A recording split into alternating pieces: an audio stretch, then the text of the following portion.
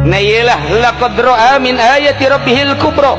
Kangjeng Nabi ditinggalikeun berbagai ayat-ayat Gusti, di antarana Kangjeng Nabi didelekeun ka sorga, bahkan Kangjeng Nabi ngalengkah ka sorga. Ditinggalikeun ka neraka, bahkan Kangjeng Nabi aya cicing di tengah neraka, ningalian saha ieu nu panglobana ahli neraka. Ya Allah ya Rabbi, korenganan sarwiti ambalayah di neraka awewe malulu Gusti.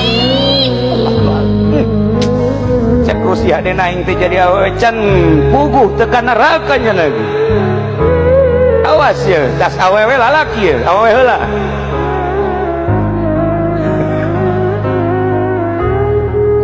Ra'aitu imra'atan mu'allaqatan bi sya'riha. Sim kuring teh ningali awewe digantung rambutna di neraka. Di mabuha ngagolak embun-embunana. Nek teh cari kumaha cek Kangjeng Nabi. Wa ra'aitu imra'atan mu'allaqatan bi lisaniha wal hamim yusabbu ala halqiha. Belah dia aya awewe deui digantung letahna, sementara cai panas dikucurkeun kana lak-lakanana. Dek teu kumaha cerikna.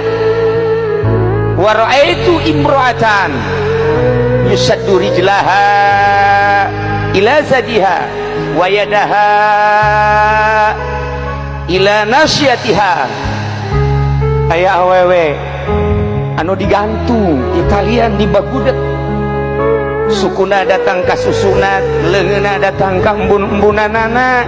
Wal malaikatu yadribuna rasaha, sementara malaikat ngeunggelan sirahna di maqami aminan nar, maka pentungan tina seuneu. Teu kumaha teh ceurigna Ali. Wa ra'aitu imra'atan wajhuha wajhu khinzir wa badanha badanu hina.